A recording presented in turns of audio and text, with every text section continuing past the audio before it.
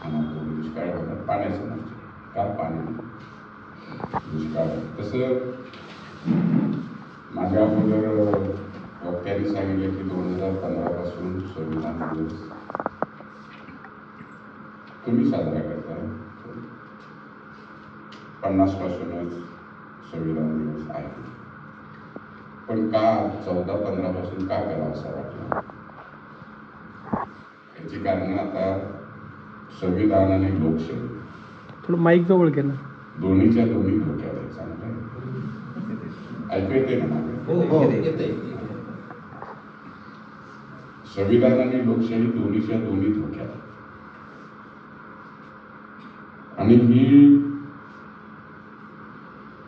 धोक्याची सूचना ज्यांना मिळाली ते सुरुवातीपासूनच असं असतं. अगदी सर्वसामान्य माणसाला सुद्धा 14 नंतर लक्षात आले की घोटाळा झाला. आणि लोकशाहीच्या आधारावर निवडणुकीच्या माध्यमातून जी मंडळी आम्ही सत्तेवर पाठवली तीच मंडळी लोकशाही आणि संविधानाचा घास घेत आहे. आम्ही याला फॅसिझम, आणि या देशातला फॅसिझम हा हिटलर सारखा वर्गवादी फॅसिझम नाही, तर हा जाती व्यवस्थेच्या देशातला ब्राह्मण्यवादी फॅसिझम आहे असं आमचं मत. अर्थात आम्ही असंही ऐकलंय की भारतीय संविधान हे जगातल्या फार चांगल्या संविधानांच्या पैकी आहे आणि जास्त चांगलं संविधान बाबासाहेबांच्या नेतृत्वाखाली भारताला मिळालं. तरी सुद्धा असं का करतो याचा विचार ज्यावेळी आपण करू त्यावेळेला आपण जरा ज्या गोष्टींना महत्त्व द्यायला पाहिजे त्या गोष्टी मी आज तुमच्यासमोर मांडणार आहे. पहिली गोष्ट, लोकशाही आणि संविधानाला धोका कोणाचा आहे. संविधान ज्यावेळी निर्माण झालं त्यावेळी या देशामध्ये स्वातंत्र्याचा लढा चालू होता आणि स्वातंत्र्याच्या लढ्याचा परिपाक म्हणून हे संविधान निर्माण झाले. सगळं चाललं होतं, व्यवस्थित होतं, आणि मग आता कोणाला तरी बोलवलं, संविधानाचा मसुदा लिहा असं म्हटलं, मग त्यांनी लिहिला, असं नाहीये. संविधानाची निर्मिती ही एक स्वातंत्र्य लढ्याचा अविभाज्य भाग. त्यामुळे आपण ज्यावेळी संविधानाचा विचार करतो त्यावेळी जगातल्या इतर गोष्टींचं फॉलोविंग करून किंवा ते कट पेस्ट केलेलं आहे वगैरे असं जे म्हणणं आहे ते सत्य नाही. या देशातलं संविधान हे या देशातल्या स्वातंत्र्य लढ्यातून निर्माण झालेलं आहे आणि त्याची एक परंपरा आहे, साखळी आहे, प्रत्येक गोष्टीला एक इतिहास आहे. तो इतिहास आपण सगळ्यांनी समजून घेणं आवश्यक. हे चांगलं संविधान का निर्माण झालं याचं कारण स्वातंत्र्य लढा चांगला. आणि आम्ही चांगलं कधी म्हणतो, ज्यावेळी या देशातल्या ब्राह्मणी जाती व्यवस्थेनं शूद्रांना स्त्रियांना माणूस पण नाकारलं होतं. ते नाकारलेलं माणूस पण संविधानानं दिलं हे दिसणारी गोष्ट आहे. पण या देशातल्या स्वातंत्र्य लढ्याने हे हक्क मान्य केले म्हणून ते संविधान ते हक्क देऊ शकलं. हे सत्य. हे सत्य कसं आहे, या देशातला स्वातंत्र्य लढा हा इंग्रजांच्या विरोधातला लढा, हे वाक्य अर्धसत्य आहे. हे वाक्य खोटं पण होऊ शकतं. काही लोक असं म्हणतात की इंग्रजांच्या विरोधात आम्हाला लढायला लागलंच नाही, ते सोडून जातोच म्हणत. मग त्यांच्या विरोधात काय लढायचं.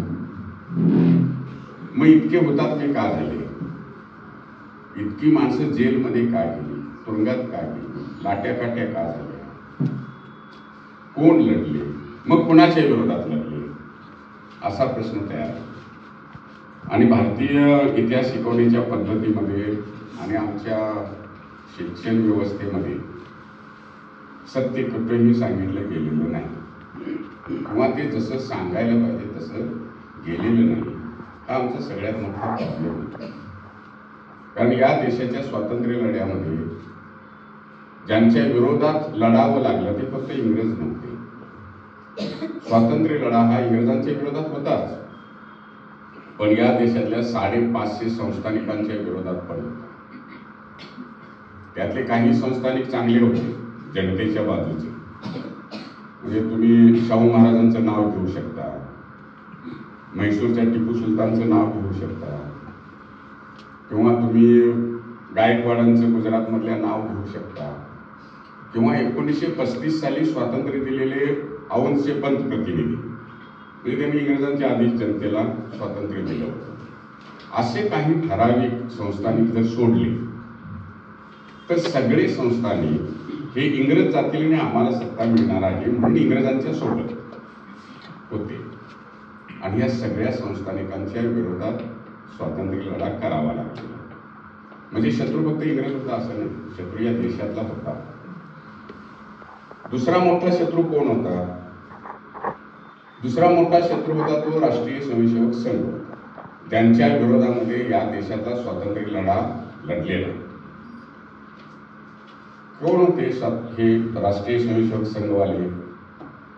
हे या देशामधल्या स्त्री शूद्रांना स्वातंत्र्य मिळू नये, मिळालं इंग्रजांच्या पासून तर ते आम्हाला मिळालं पाहिजे. आम्हाला म्हणजे कुणाला? जे मनुस्मृतीची राज्यव्यवस्था अपेक्षा ठेवून होते त्याच्यामध्ये भारतीय संस्थानिकही होते. कारण या देशातले सगळे संस्थानिक संविधानाच्या अगोदर जो कायदा वापरत होते तो प्रामुख्याने मनुस्मृतीवर घेतलेला कायदा होता. काही लोकांना मुस्लिम राज्यकर्त्यांच्या नावानं खूप खडे फोडायची सवय आहे आणि आपल्यातले बरेचसे मुस्लिम जे आरगवट विद्वान आहेत ते म्हणतात आम्ही या देशावर 700-750 वर्ष राज्य केलं. मूर्खपणा. म्हणजे जर अभ्यास करायचं ठरवलं तर त्यांनी राज्यावर ते होते पण कारभार ते करत नव्हते. कारभार मनुस्मृतीच्या कायद्याला धरूनच चाललेला होता. यातल्या एकाही सम्राटानं, दिल्लीतल्या औरंगजेब असू दे तर कोण बी असू दे, यांनी स्वतःचा कायदा या देशातल्या जनतेवर लादलेला. त्यांनी मनुस्मृतीच्या कायद्याचीच अंमलबजावणी केली म्हणून मग 96 कोळी 92 कोळी 95 कोळी सगळे त्यांच्याकडे नोकरीला होते. त्यांना काही प्रॉब्लेम वाटत नव्हता कारण यांचंच राज्य चाललं. त्यामुळे या देशातल्या सगळ्या संस्थानिकांना मनुस्मृतीचा कायदा अपेक्षित होता. 1985 साली स्थापन झालेल्या काँग्रेसला सुद्धा तीच अपेक्षित. टिळक असतील किंवा बाकीचे सगळे जे काँग्रेसचे नेते होते ते सुद्धा या देशातले इंग्रज जावावेत एवढीच त्यांची माफक अपेक्षा होती. आणि इंग्रज गेले की मग पुन्हा आम्हाला मनुस्मृतीच्या आधारावर या देशात राज्यकारभार करायला मिळेल. पण त्यावेळी संपूर्ण देशामध्ये इंग्रजांच्या शिक्षण व्यवस्थेमुळे, इंग्रजांच्या रेल्वे पोस्ट अमुक सुधारणांच्यामुळे जी चळवळ उभा राहत होती ती चळवळ काँग्रेसपासून अलिप्त. आणि ही सगळी चळवळ जसं आपण महाराष्ट्रामध्ये महात्मा ज्योतिराव फुल्यांचं नाव घेतो, दक्षिण भारतामध्ये पेरियारांचं नाव घेतलं जातं. ही जी माणसं होती, जी माणसं स्त्री शूद्रांच्या स्वातंत्र्याच्या लढ्याचंच नेतृत्व करत होती, पण ते स्वातंत्र्य हे फक्त इंग्रजांच्या पासून अपेक्षित नव्हतं.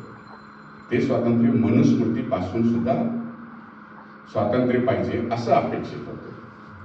त्यामुळं जोपर्यंत फुले, शाहू महाराज, गायकवाड, टिपू सुलतान यांचे जे व्यवहार होते, यांनी केलेले कायदे होते, यांनी केलेले आज्ञापत्र, शिवाजी महाराजांचे आज्ञापत्र सुद्धा त्याच प्रकारचे आहे.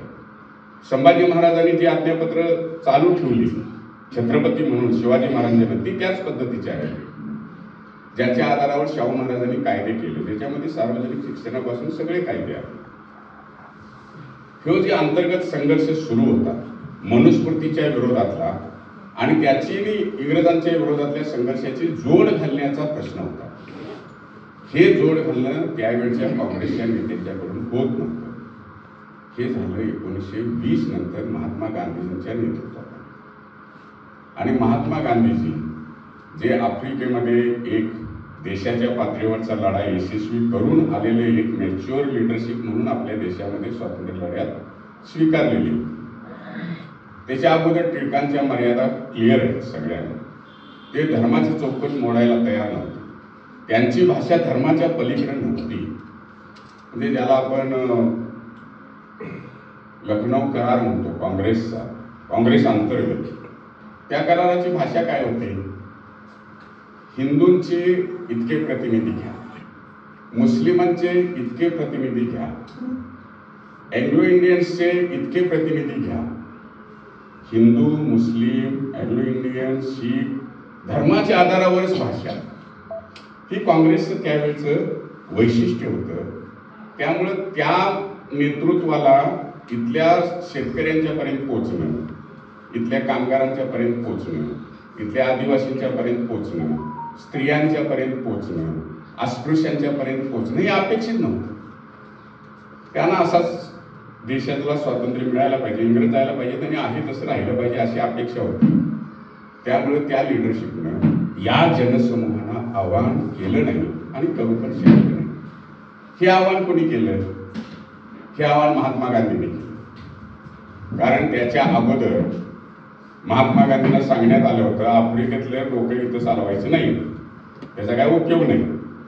तू या देशातल्या स्वातंत्र्य लढ्याचं जर नेतृत्व करणार असशील तर तुला हा सगळा देश फिरून बघायला, देश समजून घे, देश काय आहे ते बघ आणि मग तू स्वातंत्र्य लढ्याचा विचार कर. म्हणून त्याला ते गव्हर्नमेंट सर्वंट्स असोसिएशन जी होती गोखले आणि ते काय फार सोजवळ होते असं काय मी म्हणणार नाही, कारण गोखलेंचे आणि महात्मा फुलेंचे डायलॉग आपल्याला माहिती आहे.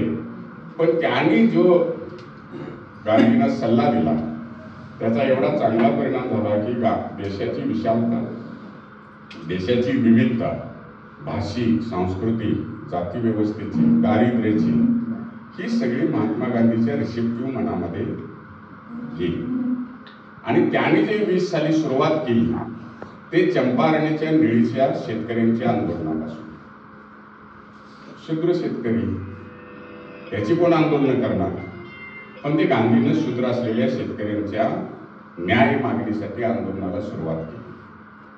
दुसरा मुद्दा काय केला? अस्पृश्यांच्या स्वतंत्र बैठका सुरू केल्या.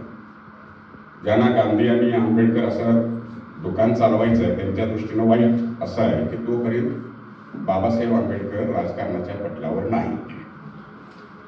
अस्पृश्यांचं नेतृत्व केलं पाहिजे म्हणून त्यांच्या स्वतंत्र बैठका, परिषदा, मेळावे गांधी घेत होते. गांधींनी मुस्लिमांच्या, अल्पसंख्याकांचे स्वतंत्र बैठका, मेळावे सुरू केले आणि गांधींनी स्त्रियांच्या स्वतंत्र बैठकांनी मेळावे सुरू केले. याचा परिणाम असा झाला, आदिवासींचे स्वतंत्र बैठकांनी मेळावे सुरू केले. याचा परिणाम असा झाला, ज्यांना मनुस्मृतीनं माणूस पण नाकारलेलं होतं त्यांच्या पॉलिटिकल ऍस्पिरेशन्स, ज्याला आपण इंग्रजीत म्हणतो, राजकीय अशा महत्वाकांक्षा जागे करायचं काम आणि त्याला स्वातंत्र्य लढ्यासोबत जोडून इंग्रजांच्या विरोधात उभा करण्याचं काम हे व्यावहारिकदृष्ट्या महात्मा गांधी. आणि मग ही जेव्हा जागे होत आहेत असं दिसलं, कोण ज्याला आपण फुल्यांच्या भाषेमध्ये स्त्री शूद्राती शूद्र म्हणतो, दलित, आदिवासी, भटके विमुक्त म्हणतो, स्त्रिया म्हणतो, हे सगळे जर महात्मा गांधींनी मोहोळ उठवलं आणि स्वातंत्र्य लढ्यामध्ये आणलं तर मग पुन्हा मनुस्मृतीच्या आधारावर राज्यकारभार करणं शक्य नाही. याची खात्री झाल्यावर आधी स्वातंत्र्यवीर असलेले सावरकर गांधीजींच्या भानगडीमुळे माफी घेतली.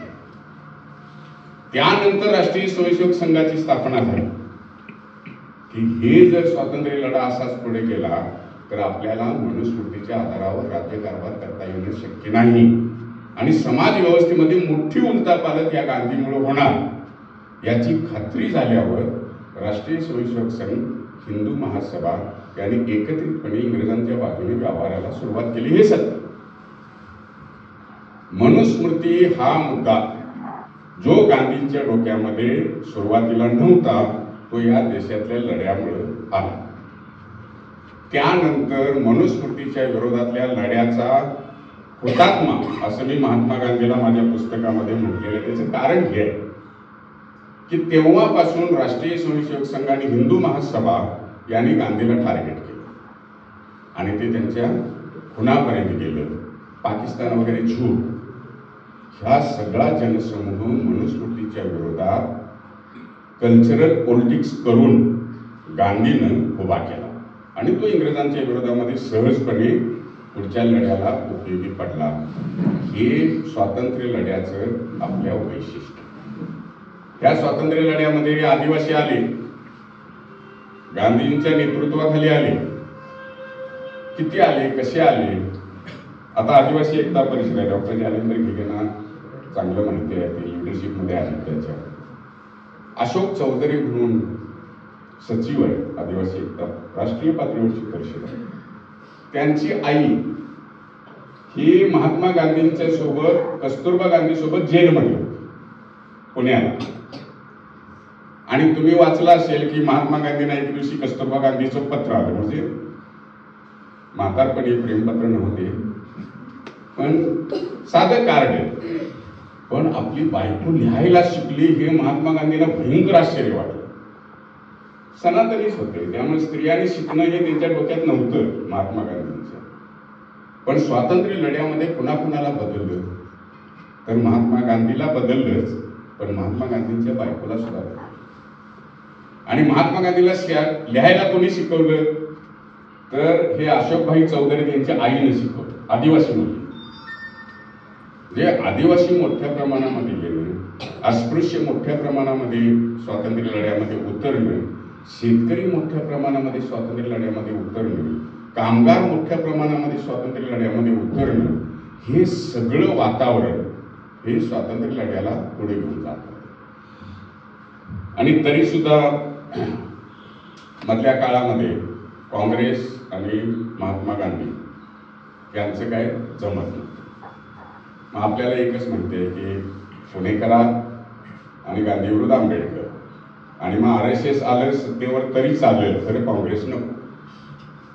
म्हणजे आता जी परिस्थिती निर्माण झाली त्यातला हा एक आस्पेक्ट आहे जो महत्वाचा आहे, म्हणून मी जास्त स्पष्टपणे मानतो. पुणे करार, या कराराच्या वेळेला दोन नेत्यांच्या मधलं अंतर किती आहे बघा. 50च्या वर आहेत महात्मा गांधी, ज्यांनी युरोपमधल्या एका देशाच्या राष्ट्रीय पातळीवरचा इश्यू हाताळलेला, जे सगळ्या देशामध्ये अस्पृश्यांचे नेते म्हणून मान्य आहे. 27 साली बाबासाहेब आंबेडकरांनी जे 14 तळ्याचं आंदोलन केलं, त्या आंदोलनाच्या परिषदेच्या सभा मंडपामध्ये एकच फोटो होता. कोणाचा होता? महात्मा गांधीजींचा होता. कोणी लावला होता? बाबासाहेबांनी लावला होता. का लावला होता? कारण या देशातल्या अस्पृश्यतेचे ते नेते होते, प्रतिनिधी होते, म्हणून लावलेला होता. क्लिअर. म्हणजे तोपर्यंत बाबासाहेब हे विद्यार्थी होते, तरुण होते, समाजाबद्दलची त्यांची बांधिलकी होती, पण ते शिक्षणामध्ये परदेशात होते, या देशात होते, समाजकारणामध्ये 1921 नंतर बाबासाहेब आले. तोपर्यंत गांधींची लिडरशिप देश पातळीवर इस्टॅब्लिश झाली. अशा पार्श्वभूमीवर 32 साल येतो, म्हणजे हा संघर्ष वाढत गेलेला आहे. नंतर जे इश्यू ज्या गतीनं मनुस्मृतीच्या विरोधात लढण्यासाठी म्हणून काँग्रेसने आणि गांधीने घ्यावेत असं बाबासाहेबांना वाटतं, ते इश्यू त्या गतीनं आणि त्या तीव्रतेनं गांधीजी घेऊ शकत. त्यांच्या जाणीव असतील, लिहिणीव असेल किंवा देशाची एकंदरीत परिस्थिती असेल, जे असेल ते असेल, चर्चा करावी लागेल. त्यासाठी मी काय त्या भानगडीत जास्त घुसायला पाहिजे असं मला वाटत नाही. पण जी तीव्रता बाबासाहेबांना अपेक्षित होती ती तीव्रता गांधींच्याकडे, काँग्रेसकडे नव्हती. काँग्रेस तरी काय होतं मी आधीच सांगितलं. नंतर सुद्धा पुरोगामी, प्रतिगामी, पण इंग्रज गेले पाहिजेत. मनुस्मृती गांधी म्हणते ते बी बरोबर आहे, अस्पृश्यता गेली पाहिजे, पण इंग्रज गेले पाहिजेत असं म्हणणाऱ्या लोकांचं बंडल. ते काय घासून पुसून गांधीचा प्रश्न 1, उत्तर 2, प्रश्न 2, उत्तर 3 असं नव्हतं. काँग्रेसचं सुद्धा जमलेली होती सगळी एकत्र. त्या जमण्यामध्ये सुद्धा कुठल्या प्रकारची माणसं होती काँग्रेसमध्ये? तर अत्यंत सनातनी राजेंद्र प्रसाद सारखी माणसं होती, ज्यांना राष्ट्रपती म्हणून आपण नंतर स्वीकारलं. त्याच्यामध्ये सर्वपल्ली राधाकृष्णन सारखी माणसं होती. त्याच्यामध्ये नाना पाटलांच्या सारखे अत्यंत म्हणजे ज्याला अगदी करारी कम्युनिस्ट ज्याला म्हणावं अशी माणसं होती. आणि ही सगळी माणसं कम्युनिस्टांच्या पासून समाजवाद्यांच्या पासून ते सनातनी विचाराची माणसं सुद्धा गांधींच्या नेतृत्वाखाली एकत्र आलेली आणि ही सगळी महात्मा गांधी की जय ही घोषणा देत होती. सातारचं प्रति सरकार काय घोषणा देत होतं? महात्मा गांधी की जय. हे पत्र्या मारत होते, हे बंदुकी घेऊन फिरत होते, हे गोळ्या घालत होते दरोडेखोरांना आणि अहिंसेचं तत्वज्ञान सांगणाऱ्या महात्मा गांधी की जय म्हणत होते. म्हणजे किती तुम्हाला म्हणजे खरं तर नगर जिल्ह्यामध्ये उद्योग, सहकार आणि शिक्षण यांचं एकत्रित जॉईंट करणारे पहिले भाऊराव पाटील. म्हणजे शेतकऱ्यांचे उद्योग आहेत ना, मग शेतकऱ्यांनी शिक्षणासाठी गुंतवणूक केली पाहिजे असं म्हणून मग एज्युकेशनल कॉम्प्लेक्स आणि कोऑपरेटिव्ह कॉम्प्लेक्स एकत्र सुरू झाले भाऊराव पाटलांच्या बरोबर. भाऊराव पाटलांच्या बद्दल गांधींचे गैरसमज, हा कम्युनिस्ट समाजवादी असं म्हणून. आणि गांधींची भाऊराव पाटलांची भेट होऊ दिली नाही काँग्रेसवाले नमुनाच होते, अजूनही आहे. काय फार फरक पडलाय असं समजायची गरज नाही. शेवटी साताऱ्यामध्ये महात्मा गांधी ज्यावेळी अस्पृश्यांच्या यांच्या परिषदा घेत फिरत होते, भाऊरावांना खिंडीत जाऊन अडवले आणि तिथनं आपल्या बोर्डिंगवर नेले. बोर्डिंगवर सगळं महात्मा गांधींनी बघितलं. शाहू महाराजांच्या नावानं बोर्डिंग सुरू होतं. ते म्हणाले, शाहू महाराजांनी तुम्हाला किती देणगी दिली? महात्मा गांधींनी लिहिलेलं आहे बरं, काय खोटं नाही. ते म्हणाले, मी शाहू महाराजांच्याकडनं 1 रुपया घेतलेला नाही. पण शाहू महाराजांनी शिक्षणाचं जे महत्व सांगितलं ते महत्व लक्षात घेऊन त्यांच्या प्रेरणेनं मी हे बोर्डिंग सुरू केलंय आणि माझ्या बोर्डिंगमध्ये सगळ्या जाती धर्माची मुलं आहेत आणि ती शिकत होती कष्ट करून. ते बघितल्यावर मग महात्मा गांधी म्हणाले की नाही, भाऊरावांचं काम हे सगळ्यात महत्वाचं काम आहे. आणि त्यांनी त्यावेळेला त्यांच्या फंडातनं 35 रुपये कायम द्यायला सुरू केलं भाऊरावांना. काँग्रेस सोबत कोण कोण होते? कराडमधल्या प्रति सरकारच्या लोकांनी भूमिहीनांना जमीन वाटलेली. प्रति सरकारचे लोक जे त्यांची फौज घेऊन बंदुकी घेऊन उभे असायचे, म्हणजे कम्युनिस्टांचं तत्वज्ञान अंमलबजावणी करण्यासाठी उतरलेले लोक. या गरिबांनो या झेंडा हाती घ्या, काँग्रेसचे हात तुम आहे हो, सावकारशाही सोडायची नाही, ठेचायची आता आहे. हे गाणं त्यांचं होतं. म्हणजे सावकारशाहीच्या विरोधात, जमीनदारशाहीच्या विरोधात ती सुद्धा काँग्रेसमध्ये होती आणि गांधींच्या नेतृत्वाखाली होती. म्हणजे हे जे काँग्रेस आणि स्वातंत्र्य लढ्यातली गांधींच्या नेतृत्वाखालची विविधता आहे, ती विविधता दुर्लक्षित करून स्वातंत्र्य लढ्याचं स्वरूप स्पष्ट होत नाही आणि आमच्या अभ्यासक्रमांच्या मध्ये हे कधीही आलं नाही. त्याचा परिणाम असा झाला की नंतरच्या काळामध्ये स्वातंत्र्य लढ्यामध्ये गांधीजी, नेहरू, सरदार पटेल, कधीतरी भगतसिंग, सुभाषबाबू आणि इंग्रज नव्हतं. या देशातले RSS वाले, या देशातले हिंदू महासभावाले, या देशातले संस्थानिक, या देशातले मनुस्मृतीवाले हे सुद्धा या लढ्यातले आमचे शत्रू म्हणून होते. हे जर अभ्यासक्रमामध्ये आलं असतं तर आमची मुलं, आमचे विद्यार्थी, आमचे शिक्षक हे या सगळ्या लोकांच्या पासून सावध झाले असते. कारण यांच्या विरोधात लढून आम्ही स्वातंत्र्य मिळवलंय, यांच्या विरोधात लढून आम्ही संविधान मिळवलंय. याची स्पष्टता जर आली असती तर आत्ताची वेळ आली नसती, असं एक माझं आकलन. आता हे तरी सुद्धा झालं कसं, असा एक मुद्दा मी माझ्या त्या पुस्तकामध्ये हाताळला. संविधान सभा ही सगळ्यात महत्वाची गोष्ट आहे या देशात. अर्थात संविधान सभेची मागणी ही राम मनोहर लोहियांनी, M.N. रॉय नावाचा जो माणूस आहे त्यांनी 1934 साली केली. हा कोण M.N. रॉय आहे? M.N. रॉय हा माणूस मेक्सिको देशाचा फादर ऑफ नेशन. तो भारतीय आहे, तो क्रांतिकारक होता. त्यांना इंग्रजांच्यामुळं देश सोडून बाहेर जायला लागलं. त्यावेळी जे देशाच्या बाजूने बोलतील त्यांना देश सोडून जायला लागायचं. त्यातलाच तो एक आहे. नंतर तो कम्युनिस्ट झाला. सुरुवातीला तो नुसताच अतिरेकी होता बंगालमध्ये. मेक्सिको मधल्या क्रांतीची लिडरशिप त्याने केली. संविधान सभेची तिथली स्थापना एम एन रॉयने केली आणि त्या देशाला एक चांगलं संविधान आणि स्वातंत्र्य दिल्यानंतर मग तो जर्मनीला गेला. जर्मनीतनं तो रशियाला गेला. तो लेनिनचा दोस्त आहे. रशियाच्या सूचनेवरून एम एन रॉय चीनला गेला आणि चीनच्या माओच्या क्रांतीमध्ये तो सहभागी झाला. माओच्या क्रांतीतल्या लिडरशिप नंतर तो परत गेला. त्यावेळी लेनिन मेलेला होता, कारण लेनिनचं आणि याचं चांगलं जुळत होतं आणि लेनिनचा दुसरा नेता पुढे आलेला होता आणि त्याचं ह्याचं पटणं शक्य नाही, त्यामुळे वेळेला मारणार. अशा अवस्थेमध्ये एम एन रॉय रशियातून पळून जर्मनीला आला. त्यावेळी तिथे हिटलरची सत्ता होती आणि हिटलरचा फॅसिझम हा एम एन रॉयने अत्यंत जवळनं बघितलेला होता. एम एन रॉयची लायब्ररी 3 दिवस जाळली जात. पुस्तकं जाळणं, विचारवंतांना मारणं हे जे फॅसिझमचं लक्षण आहे. इथंच फक्त पानसरे, दाभोळकर आणि कलबुर्गी आणि यांचं झालं असं नव्हतं. बेंगलोरचे आपल्या पत्रकार गौरी लंकेश, ही परंपरा आहे फॅसिझमची.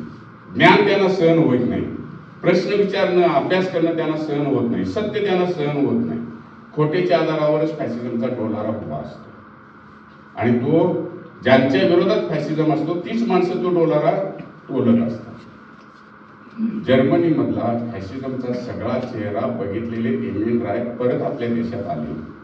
इंग्रजांनी त्याला पकडलं, जेलमध्ये टाकलं. त्यावेळी भारतीय कम्युनिस्टांना एम एन रॉय असं सांगत होते की तुम्ही स्वातंत्र्य लढ्याचा विचार करताना टिळकांची परंपरा मानू नका. कोण सांगत होतं? आंतरराष्ट्रीय पातळीवर कम्युनिस्ट क्रांतीचं लिडरशिप केलेले एम एन रॉय भारतीय कम्युनिस्टांना सांगत होते तुम्ही स्वातंत्र्य लढ्यामध्ये गांधी सोबत असलं पाहिजे, कारण तोच खरा या देशातल्या कामगारांच्या, शेतकऱ्यांच्या दृष्टीनं महत्वाचा नेता आहे. लढा टिळकांचा लढा हा राष्ट्रवादाचा लढा आहे आणि राष्ट्रवादाची भाषा ही फॅसिझमकडे जाते. हे एम एन रॉय जर्मनीमधलं बघून आले होते. त्यामुळे टिळकांची राष्ट्रवादाची भाषा ही आपल्या दृष्टीने घातक आहे, पण आमच्या देशातल्या बऱ्याचशा कम्युनिस्टांनी त्यांच्या म्हणण्याकडे दुर्लक्ष केलं. उलट त्यांना दोषारोप केले. ते नंतर नेहरूचे समर्थक झाले, अमुक झाले. तर म्हणजे ते इतिहास आहे. कधीतरी तुम्ही एम एन रॉय वेगळं काढून वाचा, महत्वाचा माणूस आहे आपल्या दृष्टीने. पण त्या एम एन रॉयने 1934 साली भारतामध्ये संविधान सभेची मागणी केली आणि 1935 साली इंडिया ऍक्ट आला. इंडिया ऍक्ट हा भारतीय संविधानाचा पाया. तो तयार करण्याच्या कामामध्ये लॉ मिनिस्टर महाराष्ट्राचे असल्यामुळं महात्मा म्हणजे बाबासाहेब आंबेडकर इंडिया ऍक्टचे सदस्य होते, तयार करण्याच्या कमिटीचे, कारण ते महाराष्ट्रामध्ये निवडून गेले होते. कम्युनिस्ट आणि इंडिपेंडंट लेबर पार्टी म्हणून जी होती ती आणि बाबासाहेबांनी आघाडी करून निवडणुका लढवल्या होत्या आणि त्यांचे 34 आमदार निवडून आलेले होते त्यावेळेला आणि लॉ मिनिस्टर होते बाबासाहेब महाराष्ट्रातले. त्यामुळे ते इंडिया ऍक्ट जो झाला ते तयार करण्याचे सदस्य होते. त्यामुळं कायद्यातले तज्ञ, अभ्यासू, विचारवंत आणि लॉ मिनिस्टर, ऍडमिनिस्ट्रेशन ह्या सगळ्या गोष्टींचा अंदाज असलेले बाबासाहेब हे 35 पासूनच देशाच्या समोर आलेले होते. 1934 साली त्यांचा आणि महात्मा गांधींचा शेवटचा संघर्ष झालेला.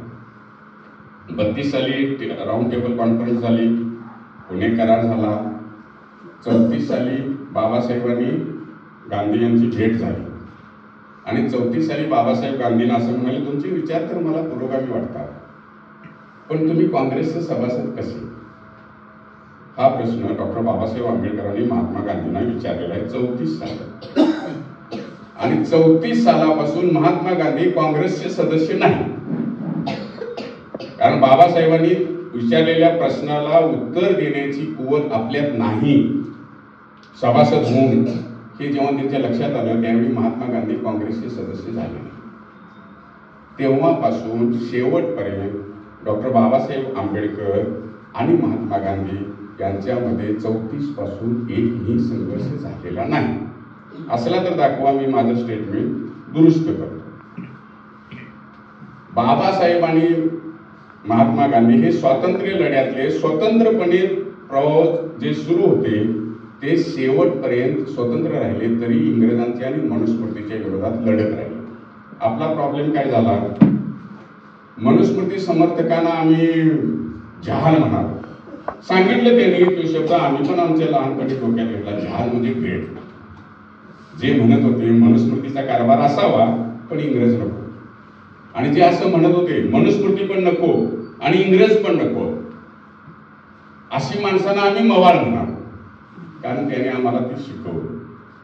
ही जी टर्मिनॉलॉजी आहे, शब्दयोजना आहे, ही तुमचे विचार मारून टाकते आणि तुम्हाला त्यातनं जे विचार करायला पाहिजे असं वातावरण शिल्लक ठेवत नाही. हे झालेलं आहे भारतीय स्वातंत्र्य लढ्यामुळे, हे झालेलं आहे.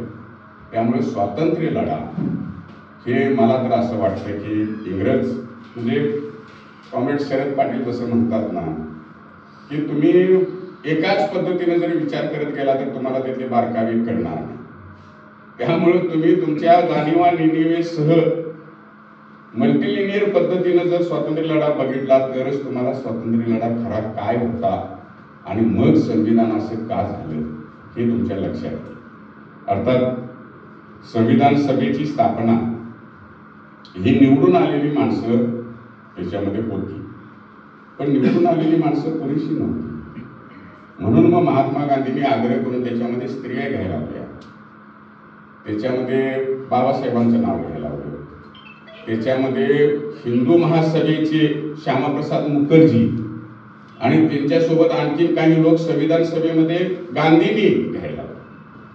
गांधींचं म्हणणं काय होतं, देशाचं संविधान तयार होणार आहे ना, मग ते जरी आपल्या विरोधी विचाराचे असले तरी सुद्धा त्यांचं प्रतिनिधित्व संविधान सभेमध्ये यायला पाहिजे आणि सगळ्यांचं मिळून हे संविधान तयार व्हायला पाहिजे. अर्थात देशाचा नेता म्हणून एक ज्याला आपण मॅच्युअर लिडरशिप म्हणून, जसं बुद्धाच्या बाबतीमध्ये काही शब्द वापरले जाऊ शकतात, बाबासाहेबांच्या बाबतीत काही शब्द वापरले जाऊ शकतात, तसे चांगले शब्द व्यक्ती म्हणून महात्मा गांधींच्या बाबतीत सुद्धा वापरले जाऊ शकतात. त्यांनी विरोधी विचारधारेच्या लोकांना संविधान सभेमध्ये घेण्याचा आग्रह केला आणि संविधान सभा हे सगळ्यात महत्वाचं सांस्कृतिक राजकारणाचं केंद्र.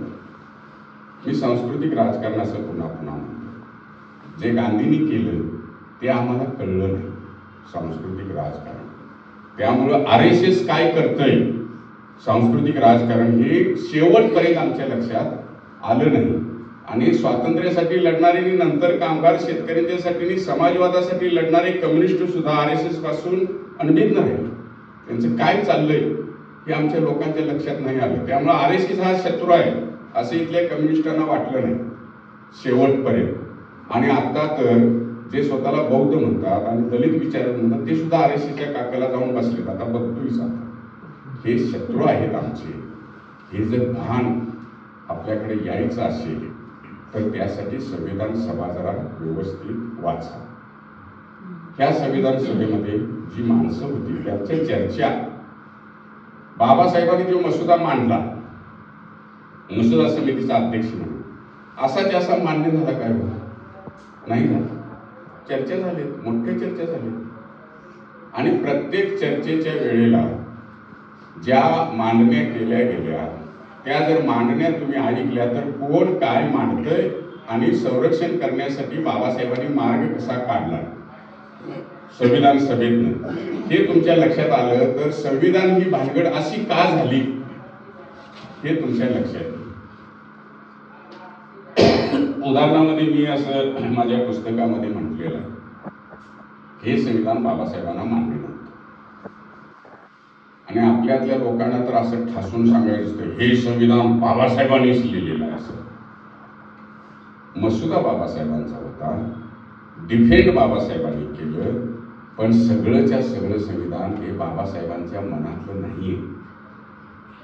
हे पण आपण समजून घ्यायला पाहिजे. काय प्रॉब्लेम आहे तर बाबासाहेबांना जे संविधान अपेक्षित होते ते त्यांनी स्टेट अँड मायनॉरिटीमध्ये मांडलेलं, ते त्यांना अपेक्षित होतं.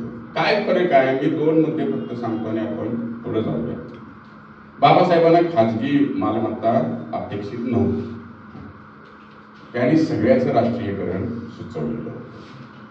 त्यांनी जमिनीचं सुद्धा राष्ट्रीयकरण सुचवलेलं. खाजगी जमिनीची मालकी मान्य नाही असं बाबासाहेब म्हणत होते आणि त्यांनी तो आग्रह केला. म्हणून त्यांना स्टेटिस्ट असं म्हणायचं.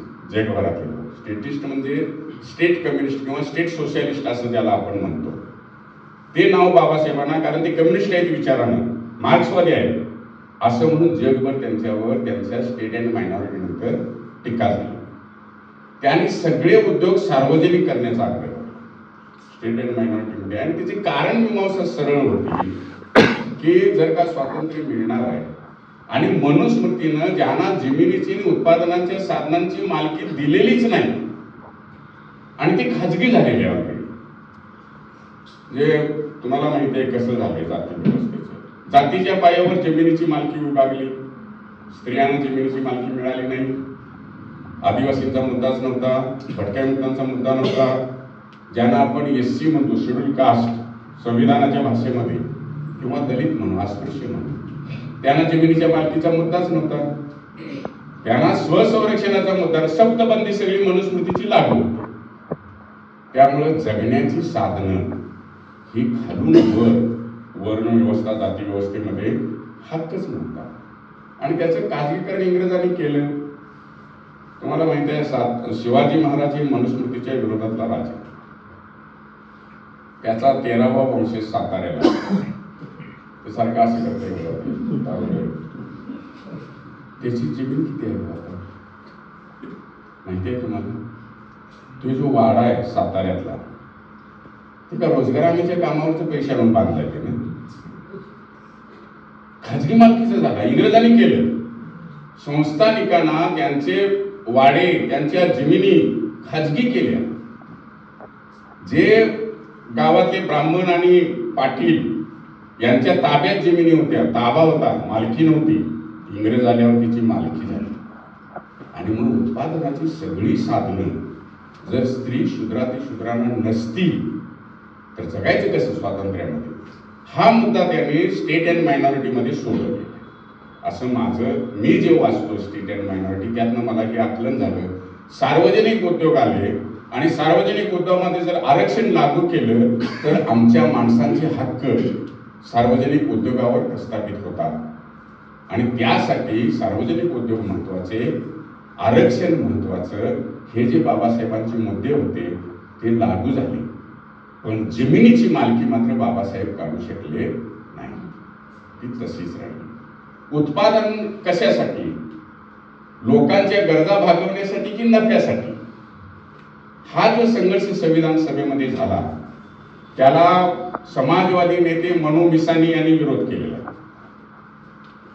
ते समाजवादी आणि बाबासाहेब असं म्हणत होते की जर का स्वातंत्र्य आणि समता टिकायची असेल तर आर्थिक स्वातंत्र्य असलं पाहिजे आणि आर्थिक समानता असली पाहिजे. ती यायची असली तर अर्थव्यवस्था समाजवादी पाहिजे. नफ्यासाठी उत्पादन आणि कितीही संपत्ती एका माणसाला गोळा करण्याचा हक्क जो भारतीय संविधानामध्ये आहे ते बाबासाहेबांना मान्य नाही. सगळी उत्पादनं ही समाजाच्या गरजेसाठी झाली पाहिजेत, नफ्यासाठी उत्पादन होता कामा नये आणि अर्थव्यवस्था समाजवादी असली पाहिजे असा आग्रह संविधान सभेतल्या भाषणात बाबासाहेबांनी केलेला आहे. बाबासाहेबांचं नाव घेणारे नेते आता काय करतायत हे मला विचारू नका, तुम्ही बघा तुमच्या डोळ्यात. कम्युनिस्ट म्हणजे शत्रू नंबर 1 करून ठेवलेले आंबेडकरी चळवळीतल्या लोकांनी, पण खरा कम्युनिस्ट बाबासाहेब. त्यांनी ही मागणी संविधान सभेत केली. ही मागणी संविधान सभेमध्ये फेटाळली गेली आणि फेटाळायची सुरुवात समाजवादी नेते मेनू मिसानी यांनी केली. ते काय म्हणाले, आपण हे जे सगळे संविधान सभेमध्ये आलेलो आहोत त्यांची संख्या फार कमी आहे आणि समाजवादी अर्थव्यवस्था स्वीकार केला तर देशाच्या संपूर्ण समाज व्यवस्थेवर त्याचा खोलवर परिणाम होणार आहे. इंग्रजी शब्द आहेत सगळे, वाचा तुम्ही कधी मिळेल त्यावेळेला. त्यामुळं बाबासाहेब आंबेडकरांचा हा मुद्दा आम्हाला मान्य नाही. काय? समाजवादी अर्थव्यवस्था हे नाकारले गेले ही संविधान सभेमध्ये, जे बाबासाहेबांना जास्त महत्वाचं वाटत होतं. त्यांनी किती भर दिलाय खाजगी मालमत्ता आणि नफ्यासाठी उत्पादनाला विरोध करताना. 53 साली ज्यावेळी कम्युनिस्टांच्या संघटनेनं बाबासाहेबांना कामगार दिनाच्या कार्यक्रमाला बोलवलं दिल्लीमध्ये, तिथं त्यांनी केलेल्या भाषणामध्ये हा सगळा मजकूर आहे. ते असं म्हणतात की जे संविधान सभेमध्ये आम्ही करू शकलो नाही ते या देशातल्या कम्युनिस्ट आणि समाजवादी चळवळींना वाढवत जाऊन पुन्हा खाजगी मालमत्तेचा हक्क नष्ट केला पाहिजे संविधानातला आणि नफ्यासाठी उत्पादन हे बंद झालं पाहिजे असा आग्रह कामगार संघटनांच्या कार्यक्रमात बाबासाहेबांनी केलेला. ते त्यांनी त्यांचं मत मांडलेलं आहे. सगळी मतं बाबासाहेबांची एका जागी मिळत नाही, जागोजागनं ती शोधावी लागतात. इलेक्शनबद्दल, लोकसभेबद्दल, निवडणुकीच्या प्रक्रियेबद्दल ते वेगवेगळ्या ठिकाणी बोललेले आहेत. संविधान सभेत ते काहीही ऐकलं गेलं नाही. बाबासाहेबांना ही निवडणुकीची पद्धत मान्य नाही, संसदीय पद्धत मान्य, पण ज्याला जास्त मतं पडतात तो निवडून जायचं आणि मग बाकीच्यांनी मतच नाकारली जायची सगळ्यांची. ही निगेटिव्ह आहे असं त्यांचं म्हणणं होतं. म्हणून त्यांनी प्रमाणबद्ध प्रतिनिधित्वाचा आग्रह धरलेला. संविधान सभेमध्ये मांडलं होतं, संविधान सभेनं ते नाकारले कारण इंग्लंडचा आणि अमेरिकेचा प्रभाव निवडणुकीवर जास्त होता, संविधान सभेवर पण होता. हे बाबासाहेब तोडू शकले नाही. त्यामुळे आज जे दारिद्र्याचे प्रश्न आहेत, आज जे समाज व्यवस्थेचे प्रश्न आहेत, आज जे स्त्री शूद्रातिशूद्र दलित आदिवासी भटके यांच्या समोरचे प्रश्न आहेत, ते सोडवण्याचं इंगित संविधान सभेमध्ये बाबासाहेब पूर्ण करू शकलेले नाही. त्यामुळे ही अनफिनिश्ड टास्क असं म्हणून आपल्या समोर येते. बाबासाहेबांना संविधान सभेत करता आलं आणि ते आपल्याला करायला पाहिजे, ते आपण करू शकलेलो नाही. त्यामुळं तेव्हा संविधानाच्या आणि संविधान सभेतल्या विचारांच्या आधारावर उभा राहिलेले हे संविधान, याच्यामध्ये वेगवेगळ्या चळवळी आहेत, बुद्धापासूनच्या आहेत, महावीरांच्या पासूनच्या आहेत, यांच्यामध्ये फुले शाहू आंबेडकर ही अलीकडची नावं आहेत, पण ही स्वतंत्र नावं नाहीत. ही एका साखळीची दुवे आहेत. जे बुद्ध असतील, महावीर असतील, बसवण्ण असतील, येशू ख्रिस्त असतील, मोहम्मद पैगंबर असतील, फुले शाहू आंबेडकरांच्या अगोदर महाराष्ट्रामध्ये झालेले वारकरी संत असतील, चक्रधर असतील, या सगळ्यांनी ज्या जाणीवा निर्माण केल्या होत्या त्या जाणीवांना हात घालायचं काम महात्मा गांधींनी केलं. आणि मग त्यासाठी त्यांनी पारंपरिक, ज्याला खऱ्या अर्थानं सनातन म्हणायला पाहिजे असे जे सत्य, अहिंसा, अमुक तमुक हे जे संकल्पना शब्द आहेत ते त्यांनी वापरले आणि माणसांना ते अपील झाले. कारण ते ह्या मातीतले शब्द बुद्धाचे होते, महावीरांचे होते, बसवण्णांचे होते, नामदेव तुकोबांचे होते. त्यामुळे लोकांना ते अपील झाले आणि ते संविधानामध्ये आलेलं. अर्थात ह्या संविधानाला दोन प्रवाहांचा विरोध सुरुवातीच्या काळात होता. एक होते कम्युनिस्ट, कारण बाबासाहेबांनी जसं म्हटलं त्यांना पण खाजगी मालमत्ता मान्य नव्हती, नफ्यासाठी उत्पादन मान्य नव्हतं. पण इंदिरा गांधींनी ज्यावेळी संविधानाच्या प्रास्ताविकेत दुरुस्ती केली आणि समाजवाद घातला आणि सगळ्या बँकांचं राष्ट्रीयकरण करायचा फतवा काढला आणि त्यांचं जे संस्थानिक होते त्यांचे तणके बंद केले, या देशातले अर्ध्यापेक्षा जास्त कम्युनिस्ट इतके खुश झाले की ते काँग्रेसमध्येच गेले. म्हणजे संविधानाला हे संविधान नकोय आम्हाला असं म्हणण्याच्या ऐवजी संविधानाच्या आधारावर हे केलं जाऊ शकतं, हे ज्यावेळी पुढे आलं त्यावेळी या देशातले सगळे कम्युनिस्ट संविधानाच्या बाजूने उभा राहिले. नंतरच्या काळामध्ये सुद्धा तुम्हाला माहिती आहे, ज्या ज्यावेळी संविधानावर वाईट वेळ आली त्या त्यावेळी कम्युनिस्ट हे संविधानाच्या बाजूने उभा राहिले.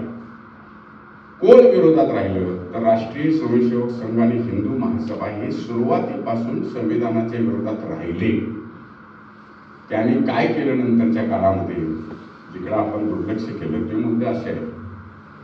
त्यांनी आपल्या ज्या समूहांचा विकास संविधानामुळे होतोय त्यांच्या खिशाचा विचार फक्त कम्युनिस्टांनी केला. म्हणजे त्यांचे पगार वाढले पाहिजे, त्यांची नोकरी कायम झाली पाहिजे, त्यांना पहिला वेतन आयोग, दुसरा वेतन आयोग, चौथा, सातवा वेतन आयोग पर्यंत समाजवादी आणि कम्युनिस्ट लढत गेले.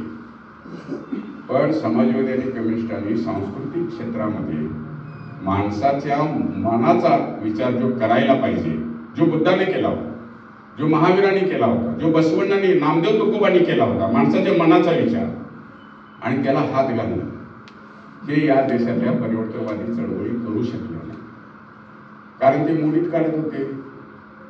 जसं बळीराव आंदोलनाचा उल्लेख सरांनी मगाशी केला, पंढरपूरच्या, आम्हाला पहिला विरोध कोणी केला असेल? बौद्ध विचारावर. काय आता आम्हाला काय टाळ कुटायला सांगता का तुम्ही असं? अरे सांस्कृतिक राजकारण समजून घ्या महाराष्ट्राचं. बाबासाहेबांचा बुद्धाच्या मांडणीचा सोर्स कुठला आहे? बाबासाहेबांचं हे तत्वज्ञान आकाशात नाही पडलेलं. ह्या मातीमध्ये वारकरी संतांनी बुद्धाचंच तत्वज्ञान रुजवलेलं आहे ना. आणि पंढरपूरला कशाला जातेस, आपण आपली पंढरी करूया हे म्हणणं साधी गोष्ट नाहीये. पंढरपूरची व्याख्या काय करता तुम्ही? वारकरी परंपरेचं तत्वज्ञान आणि महायानी बौद्ध. मी मगाशी सरांना म्हणत होतो की आपल्याला सुद्धा पूजा करायची सवय लागली, आपल्याला उत्सव करायची सवय लागली, आपल्याला एखाद्या कार्यकर्त्याचा सत्कार करावा की नाही ह्याच्यावरून बौद्ध परंपरेमध्ये दोन भाग झाले ना. हिरयान महायान कुठनं झालं? माणसाचं कौतुक करावं की नाही ह्या मुद्द्यावर लोकांनी इतका गंभीरपणे विचार केलेला होता त्यावेळेला. त्या सगळ्या मूल्यांच्या आधारावर तुम्ही जर बघितलं तर वारकरी परंपरा ही पंचशील मानणारी परंपरा आहे. तुमची शत्रू कशी झाली? आणि तुम्ही वारकरी परंपरा सोडून दिली आणि आता RSS वाले म्हणतायत की वारकऱ्यांनीच आमचा हिंदू तत्वज्ञानाचा प्रसार केला महाराष्ट्रामध्ये आणि तुम्हाला हरवलं. हे वारकरी प्रतिगामी कशी झाली? RSSनं सलगपणे काम केलं. लिंगायत धर्माची स्थापना ब्राह्मण्यवादाच्या विरोधात आहे. जाती अंतासाठी बसवण्णांनी लिंगायत धर्माची स्थापना केली. आज ती लिंगायत भाजपसोबत कशी हो? आणि तुम्ही काय केलं? पुरोगाम्यांनी, क्रांतीची स्वप्न बघणाऱ्यांनी ते पट्ट लावलेलं जर एखादं लिंगायत समोर आले की त्याला शिव्या द्यायच्या. कुठं बरेच शिव्या द्यायच्या. नाना पाटलांचं नाव मागाशी मी तुम्हाला सांगितलं. वारकरी होते नाना पाटील आणि ते सारखे मध्ये मध्ये विठ्ठल विठ्ठल विठ्ठल असं म्हणायचे. भाई माधवराव बागले नाव ऐकले तुम्ही? ज्याने बाबासाहेब हयात असताना कोल्हापुरात बाबासाहेबांचा पहिला पुतळा उभा केला आणि बुद्ध धर्माचा सगळ्यात जास्त प्रचार भाई माधवराव बागलांनी कोल्हापूर जिल्ह्यामध्ये केला. त्यांची त्यावेळीची भाषणं छापलेले. बाबासाहेबांचे सगळ्यात खंदे समर्थ. सभा सुरू होती आणि नाना पाटील पहिल्या लाईनीत बसलेलं होतं आणि ते मध्ये मध्ये विठ्ठल विठ्ठल विठ्ठल असं म्हणलेलं आजूबाजूच्या लोकांनी ऐकून गेले. ते डिस्टर्ब झाले. मग अशी फोन आल्यावर कसं मी डिस्टर्ब झालो तसं ते भाई माधवराव बागल बाहेर घालवा, ह्याचा विठ्ठल बी जाऊ दे ते बी जाऊ दे. नेहरूंच्या नंतर महाराष्ट्रातला सगळ्यात जास्त पॉप्युलर नेता भाई माधवराव बागल. नेहरूंच्या जेवढ्या सभा व्हायच्या तेवढ्या फक्त भाई माधवराव बागलांच्या सभा व्हायच्या. त्या लेवलचा नेता विठ्ठलाबद्दल काय समज आहे, वारकरी परंपरेबद्दल काय समज आहे, ही सांस्कृतिक समज जी आम्ही घ्यायला पाहिजे ती घेतली नाही. RSSने आदिवासींच्यासाठी हुतात्मे होणारे कम्युनिस्ट जास्त, जमिनीचा हक्क मिळाला पाहिजे, आम्ही सुद्धा लढतो इस्लामातून. पण आदिवासीमध्ये आमदारकींचे कशी निवडून येतात हो? नसलेल्या आदिवासीमध्ये गणपतीची पूजा कशी सुरू झाली? आदिवासी संस्कृतीचा संबंध नाही तिथं सत्यनारायण कसा गेला? आणि एकलव्याच्या नावानं आता धर्माची भाषा कशी? हे जे त्यांनी काम केलं ब्राह्मणीकरण, ज्या समूहाने हा देश स्वातंत्र्य केला आणि हे संविधान निर्माण केलं त्या समूहांचं ब्राह्मणीकरण करायचं काम सलग 90 वर्षे त्यांनी केलं. आणि आम्ही निवडणूक म्हणजे पहिलाच आहे आम्हाला सुधारणा व्हा, निवडणुकीच्या राजकारणात अडकलाय, आता ही क्रांती कशी करणार, इथं पासून सगळं आम्ही बोलत आलो. लोकशाही आणि निवडणूक या देशातल्या परिवर्तनवाद्यांनी गांभीर्याने घेतली नाही. बाबासाहेबांनी घेतलं नाही तर लोकशाहीने निवडणुकीला कसं गेलं? त्यामुळं आज आपल्या समोर जो सगळ्यात बाका प्रसंग ज्याला आपण म्हणतो ते निर्माण व्हायचं कारण आम्ही सांस्कृतिक राजकारणाकडे दुर्लक्ष केलं. आम्ही संविधान सभेकडे दुर्लक्ष केलं, संविधान सभेतल्या संघर्षाकडे दुर्लक्ष केलं आणि आम्ही जे जनसमूह संविधानामुळे विकसित होत आहे त्यांच्या शारीरिक आणि भौतिक सुखाचा विचार केला, त्यांच्या मानसिक घडणीचा विचार केला नाही. त्यामुळं आज आपण लोकशाहीमध्ये अडचण, कारण ही माणसं जी माणसं आमच्या जातीत जन्माला येतात, जातीचं राजकारण करणाऱ्यांच्या दृष्टीनं सुद्धा ती माणसं शारीरिक सुखाची गरज भागली की मनुस्मृतीचे समर्थक होतात. कारण तसं वातावरण त्यांना या देशामध्ये, मी तर बाबासाहेबांनीच ते सांगितलेलं आहे, जरा तुम्ही ही जमीन खरवडा की खाली मनुस्मृतीच आहे, लोकशाही वर दिसायला आहे, असं त्यांच्या ते शेवटच्या मुलाखतीमध्ये आहे. त्यामुळं आपण सावध असायला पाहिजे. शेवटचा मुद्दा म्हणून मी थांबणार आहे, आपण चर्चा करूया. माझं असं म्हणणं आहे की आपण लोकशाही गांभीर्याने घेतली नाही, आपण संविधान गांभीर्याने घेतली नाही, आणि आपण निवडणुका लोकशाहीतल्या गांभीर्याने घेतल्या. प्रत्येक वेळेला नेमका शत्रू कोण आणि त्याचा पराभव का आवश्यक आहे याचं जर आकलन लिडरशिपला झालं नाही तर ती लिडरशिप होण्याच्या लायकीची नसते. बाबासाहेबांना जेव्हा लक्षात आलं होतं की गांधी हे आमच्या विचाराचे वाहक होऊ शकतात आणि त्या पद्धतीनं गांधी बदलत होते. म्हणजे सनातनी गांधी म्हणण्यापासून जर आंतरजातीय लग्न असेल आणि त्यातलं वन ऑफ देम स्पाऊस मधलं जर अस्पृश्य असेल तरच मी लग्नाला येणार असं म्हणण्यापर्यंत गांधी गेले. त्याच्यावरून गांधी आणि आंबेडकरांचं नातं आपल्या लक्षात येतं. हे ज्यावेळी बाबासाहेबांच्या लक्षात आलं त्यावेळी बाबासाहेबांनी गांधी सोबतचा संघर्ष टाळला आणि संविधान सभेमध्ये आपली जबाबदारी पार पडली. बाबासाहेब लई तज्ञ होते, खरं आहे, दिसतंय, पण बाबासाहेबांच्या सारखेच विद्वान त्यावेळेला काँग्रेसमध्ये होते. B.N. राव नावाचा एक माणूस आहे, म्हणजे सरांना माहिती असेल, ते मुख्य मार्गदर्शक होते. संविधानाचे मुख्य मार्गदर्शक बाबासाहेब नव्हते, मसुद्याचे अध्यक्ष होते. राजेंद्र प्रसाद संविधान सभेचे अध्यक्ष होते. पण कुणी म्हटलं तर मसुदा फायनल तर B.N. रावनी म्हटलं तर मसुदा फायनल. म्हणजे बाबासाहेब आंबेडकर कोणाला जबाबदार होते? B.N. राव होते. आणि B.N. राव हे आंतरराष्ट्रीय वकील होते आणि जगातल्या 7 देशांच्या घटना त्यांनी लिहिलेल्या होत्या. मगाशी मी M.N. रॉयचं नाव सांगितलं तुम्हाला, तसे असे बरेचसे विद्वान त्यावेळी काँग्रेस सोबत होते. पण गांधी, नेहरू, पटेल यांना बाबासाहेब महत्वाचे वाटत होते. त्यांची विद्वत्ता होतीच, क्वालिफिकेशन होतच, पण सामाजिक दृष्ट्या सुद्धा ज्या जनसमूहातून बाबासाहेब आलेले आहेत आणि त्यांची जी भाषा आहे ती भाषा संविधानाने देशासाठी आवश्यक आहे हे महत्व पटलेल्या लोकांनी ते नियोजन केलेलं होतं. आपण गांभीर्याने कधीही घेतलं नाही. मार्क्स विरुद्ध गांधी, मार्क्स विरुद्ध बाबासाहेब, बाबासाहेब विरुद्ध गांधी, हे जे RSSनं उचललं तेच आम्ही आतापर्यंत घेऊन चाललेलो. हा दुसरा मुद्दा. एका बाजूला सांस्कृतिक राजकारणाकडे आम्ही दुर्लक्ष केलं आणि दुसऱ्या बाजूला प्रतीकांच्या लढाईमध्ये जी प्रतीकांची लढाई त्याने आम्हाला दिली ती आम्ही पुढे नेली. आता सुद्धा सुरू आहे. म्हणजे मी एक मुद्दा मांडून थांबणार आहे. आता सुद्धा सुरू आहे, त्यातला एक मुद्दा राहिलेला असा आहे की आदिवासींना वनवासी म्हणावे असं संविधान सभेमध्ये चर्चेला आलेलं आणि आदिवासींना वनवासी म्हणावे की म्हणू नये, आदिवासींना आदिवासी असाच उल्लेख संविधानात आला पाहिजे. आलेला नाही, आता ट्राईब हा उल्लेख आलेला आहे. कसा आला हा शब्द? तर ज्यावेळी डॉक्टर आपले क्रिकेटचे जयपाल सिंग मुंडा हा माणूस संविधान सभेमध्ये होता, बारका नव्हता माणूस.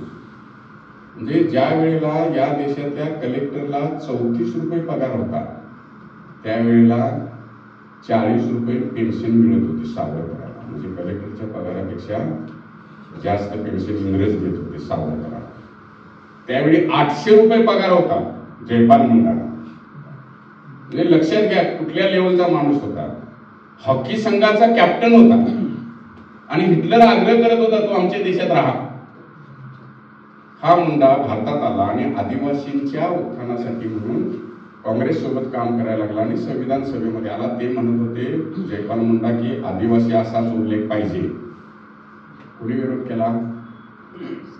विरोध केला श्यामाप्रसाद मुखर्जी यांनी सांगितलं की याची चर्चा झाली पाहिजे, वनवासी हाच शब्द प्रयोग असला पाहिजे, आदिवासी नाही. चर्चा किती कराव्यात? 6 तास चर्चा झालेली आहे, वनवासी की आदिवासी. आणि मग त्यावेळेला आंतरराष्ट्रीय पातळीवर जो शब्दप्रयोग रूढ होता तो जर वापरला तर संविधान सभेतला मार्ग आरक्षण आपण आदिवासींचं कायम करू शकतो आणि शेड्यूल ट्राईब, शेड्यूल कास्ट हे शेड्यूल पण पूर्ण होतात. नाही तर हे अडवून पाडलं जाणार आहे. जसं ओबीसीचं पडलं, नंतर बाबासाहेबांनी ते करू शकले नाही, पण बाबासाहेबांनी मधला शब्दप्रयोग काढला ट्राईब. हा आंतरराष्ट्रीय पातळीवर जिनिवामध्ये आणि आंतरराष्ट्रीय कोर्टामध्ये वापरला जात होता. तो काही आंतरराष्ट्रीय वकिलांनी बाबासाहेबांच्या सोबतच्या चर्चेत आलेला शब्द बाबासाहेबांनी मांडला, सगळ्यांनी मान्य केला. पण आता सांस्कृतिक राजकारणामध्ये ते आदिवासींना वनवासी म्हणतात आणि आम्ही आदिवासींना आदिवासी म्हणतो. दोन्ही शब्दांचे इतिहास वेगळे, दोन्ही शब्दांचं म्हणजे ज्याला क्षेत्र आहे ते सुद्धा वेगळं आहे. पण हा संघर्ष दुर्लक्षित करून चालणार नाही. मला असं वाटतं की आपण बाबासाहेबांचा विचार लोकशाहीबद्दल आणि निवडणुकीबद्दल गांभीर्याने घ्यायला पाहिजे. ही निवडणूक आत्ताची आमच्या सोयीची नाही. मग आमच्या सोयीची कधी होणार? काही होणारच नाही. आम्ही जर केली नाही तर होणार नाही. त्यासाठी आम्ही काय विचार केला? बाबासाहेबांनी निवडणूक पद्धतीबद्दल मांडणी केलेली आहे, ऑस्ट्रेलियामध्ये केलेली आहे, सिलोनमध्ये केलेली आहे की भारतातली निवडणुकीची पद्धत चुकीची आहे. ज्याला सगळ्यात जास्त मतं पडतात तो प्रतिनिधी होतो. म्हणजे जर का 3 लाख मतदान असेल त्यातली 34,000 जर एकाला पडली, एकाला 32 पडली, एकाला 30 पडली आणि एकाला जर 25 पडली तर तो 32वाला खासदार होतो आणि 32,000चं तो प्रतिनिधित्व करतो. पण 31,000, 30,000 आणि 25,000 मिळून किती झाले? ह्या माणसांचा प्रतिनिधी लोकसभेमध्ये जात नाही. प्रतिनिधी जातो अल्पसंख्याक माणसांचा निवडून, कारण त्याला सगळ्यात जास्त मतं पडली. त्यामुळे हे रिप्रेझेंटेशन निगेटिव्ह असं बाबासाहेब म्हणत होते. मेजॉरिटी लोकांचं प्रतिनिधित्व संसदेमध्ये होत नाही. मेजॉरिटी लोकांचं प्रतिनिधित्व बाहेरच राहतं आणि अल्पसंख्याक लोकांचं सरकार चालतं. ही या निवडणुकीतला सगळ्यात मोठा दोष आहे. त्यामुळे त्यांनी प्रमाणबद्ध प्रतिनिधित्वाचा आग्रह धरला. देशभर त्या पक्षाला जितकी मतं पडतील त्या प्रमाणामध्ये त्यांचं पर्सेंटेज प्रतिनिधी लोकसभेमध्ये बसतील. सगळी मतं काउंट होती असं त्यांचं म्हणणं होतं. तसं केलं तर काय झालं असतं? म्हणजे मी आकडेवारी दिलेली आहे त्या पुस्तकावर. 200च्या वर भाजप जात नाही. मिळालेली मतं 34 खासदार, एकही खासदार नसलेले बीएसपीचे होऊ शकतात. 25 खासदार समाजवादी पक्षाचे होऊ शकतात. काँग्रेसचे 210च्या वर खासदार होऊ शकले असते जर प्रमाणबद्ध प्रतिनिधित्वाची मेथडॉलॉजी आमच्या निवडणूक प्रक्रियेमध्ये वापरली असते. पण त्यांनी ह्या सगळ्या आयडिया वापरल्या. निवडणुकीमध्ये तुमची मनं तुमच्याकडून काढून घेऊन त्यांच्यासोबत जोडली गेली आणि गरजेपुरती जास्त मतं ते मिळवतात. आणि आता तर ते ईव्हीएम वापरायला लागले त्यासाठी. म्हणजे गरजेपुरती मतं घ्यायची, सत्ता ठेवायची, सत्ता मिळाली की सत्ता तुमच्या विरोधात वापरायची आणि तुमची माणसं 1500 रुपये बघणार आणि मतं देणार, दुसरं काय बघत नाही. सगळं सार्वजनिक उद्योग संपले. आरक्षणामध्ये असलेला आमचा एकही विद्वान एक शब्द बोलत नाही. आम्ही शाळा बंद होते म्हणून आंदोलनाला गेलो तर आमच्याकडे बघत उभा राहते. मग आमच्या सगळ्या संघटना ज्या आहेत, आदिवासींचे असतील, दलितांच्या चळवळीतले असतील, बीएसपीचे असेल, प्रोटान असेल, काय लई संघटना आहे तुम्हाला सांगतो. पण आंदोलनामध्ये आम्ही उभा राहिल्यावर एक जरी येत नाही. का? तुमचं ते काय खरं नाही. आमचे ज्यावेळी नेते सांगतील त्यावेळी उभा. वाटोळं झालं देशाचं. गेले सगळे सार्वजनिक उद्योग, संपल्या आरक्षणाच्या जागा. ज्यांना मिळालं ते विचार करायला तयार नाही आणि ज्यांना मिळालेलं नाही ते पोटाच्या मागे कुठे विचार. हे काय बाबासाहेबांच्या वेळा होते म्हणून शिकलेल्याने दगा दिला म्हणाले. यात सुधारणा कशी होणार असा प्रश्न आहे. दुसरा प्रश्न असा आहे, निवडणूक प्रक्रियेबद्दल ही जशी मेथडॉलॉजी बदलण्याचा आंदोलन आपण करायला पाहिजे तसंच आंदोलन आपण फॉर्म भरताना डिपॉझिट भरायला पाहिजे. का हो? मी काय परदेशातला आहे, मी पळून जाणार आहे? मी या देशातला नागरिक आहे ना. मी डिपॉझिट का भरायचं फॉर्म भरताना? पहिली अट तुम्हाला लोकशाही हक्कापासून दूर ठेवण्यासाठी. आपण गंभीरपणे विचार करत नाही. तुम्ही मला सांगा की एका बूथवर एका वेळी किती मतं नोंदली जाऊ शकतात? मतदान हा शब्दप्रयोगच चुकीचा आहे. दान कोणाला द्यायचं आहे का? आमचा हक्क आहे, आम्ही नोंदतो आमचं, दान नाही. एक मत नोंदायला माझ्या मते मी जे काढलेलं आहे ते 3 मिनिटं लागतात एका माणसासाठी. मग 3 मिनिटं करून बघा. सकाळी 7 वाजल्यापासून संध्याकाळी 7 वाजेपर्यंत किती मिनिटं होतात? एका बूथवर किती मतं होऊ शकतात? लोकसभेला माझ्या बूथवर 1750 मतं होती. 500 आणि 600 मताच्या वर दिवसभरात सलगपणे जरी मतदान झालं तरी त्याच्यापेक्षा जास्त मतं नोंदली जाऊ शकत नाही. जर त्या माणसाला 3 मिनिटं जर एका माणसाला तुम्ही हे पवित्र आकडा काढला कुठनं? सकाळी 7 ते संध्याकाळी 5. कोणी ठरवलं? का ठरवलं? एका गावामध्ये 7 दिवस मतदानाचा बूथ चालू का नाही? खर्च कुठे जातो? तुमच्याच देशात जातो ना.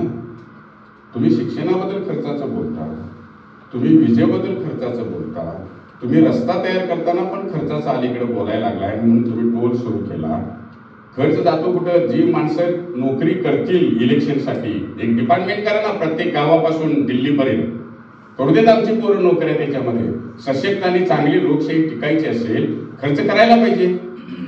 एका गावामध्ये 7 दिवस बूथ का नाही? मला ज्यावेळी जमेल त्यावेळी मी माझ्या शेतातलं काम थांबवणार नाही, माझ्या कारखान्यातलं काम थांबवणार नाही, माझा व्यापार मी थांबवणार नाही. देशाचं उत्पन्न वाढेल का कमी? आता तुम्ही सुट्टी देता, सगळं बंद. का बंद? चालू राहू देत ना.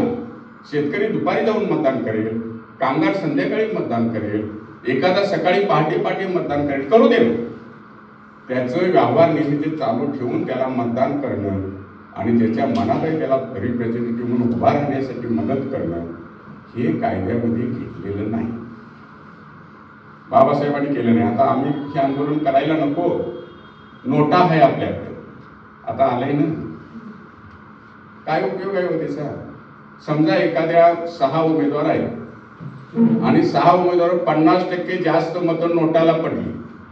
कल्पना करा काय उपयोग आहे त्याचा? 50% जास्त पडली, चर्चाच ना. कायदा आहे का की आता 50%पेक्षा जास्त मतं पडलेले आहेत त्या मतदारसंघातली निवडणूक रद्द करा आणि जे 6 जण उभा राहिले होते त्यांना परत उभा राहू देऊ नका कारण त्यांना नाकारलेलं आहे लोकांना? असं तर कायदा आहे का? नाही. लोकशाही फक्त दाखवायला, व्यवहारामध्ये निवडणुकीमध्ये तुमचा लोकशाही हक्क तुम्ही बजावू नये यासाठी वेगवेगळ्या प्रकारच्या स्ट्रॅटेजी केल्या जातात आणि आपण त्याच्याकडे लक्ष दिलेलं नाही.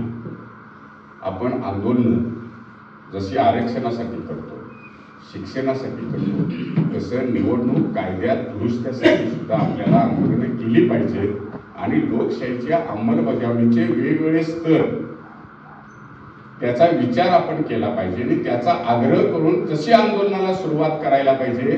तरच आपण या देशातली लोकशाही टिकवू शकतो.